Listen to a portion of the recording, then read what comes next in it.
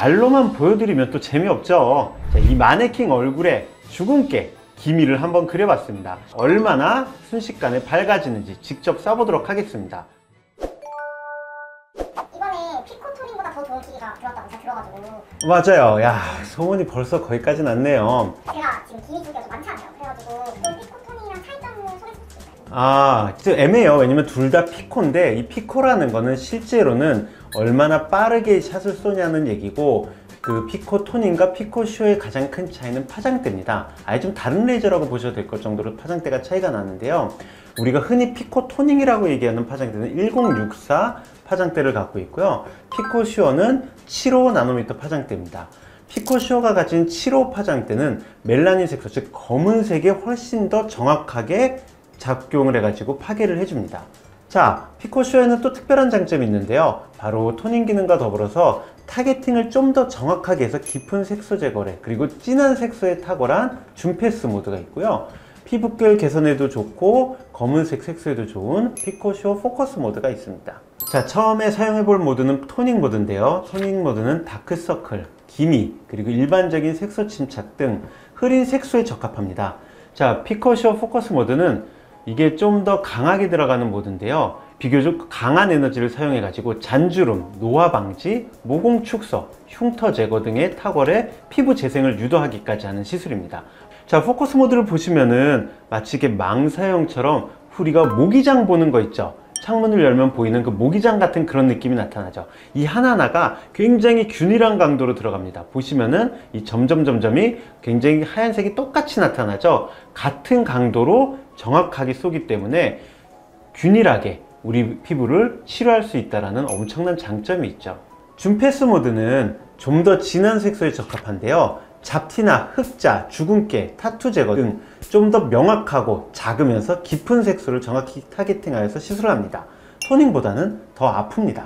자, 보시면은 줌패스 모드는 물론 크기는 작죠. 하나하나 쏘여지는 크기는 작지만 한 번 샷 쐈는데도 굉장히 하얗게 변하죠. 광한 시술을 통해 가지고 우리가 지금 이 검은색 프린트된 용지는 하얗게 바뀌지만 실제로 우리 얼굴에 쐈을 때는 바로 하얗게 바뀌는 게 아니라 순간적으로 하얗게 보이지만 다시 살짝 검게 올라옵니다. 무슨 얘기냐면은 색소가 타가지고 재가 돼가지고 흔히 딱지처럼 약간 검게 올라오죠.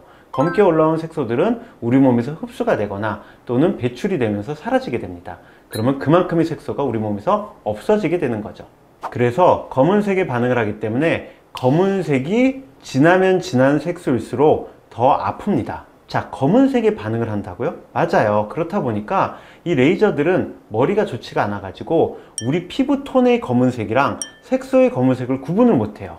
얼굴 톤이 어두우시거나 흑인들 분 같은 경우는 애초에 피부 톤 자체가 어둡기 때문에 레이저를 시술할 때 굉장히 조심해야 되고 피코 슈어처럼 강한 레이저를 권유를 안 드리는 경우가 많습니다. 반대로 피부톤이 환하건 백인이거나 저도 좀 환한 편인가요? 이렇게 하얀 분들의 진한 색소가 있을 경우에는 오히려 더 좋은 효과가 나타날 겁니다. 자, 말로만 보여드리면 또 재미없죠. 자, 이 마네킹 얼굴에 제가 주근깨 기미를 한번 그려봤습니다. 자, 왼쪽 얼굴에 그린 주근깨는 줌패스로 시술을 하고요.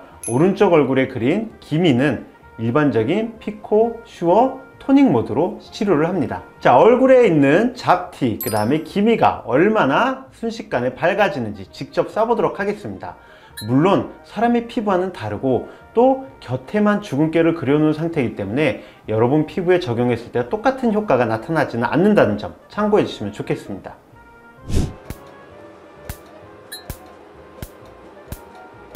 이런 식으로 주근깨를 하나씩 포커싱을 해갖고 쏴서 바로 이렇게 좀 밝게 하는 거죠. 이렇게 하고 또 한 번 더 이렇게 되는 거죠. 좀 옅어졌죠. 그러니까 이렇게 기미는 조금씩 옅어지게끔 하는 거예요.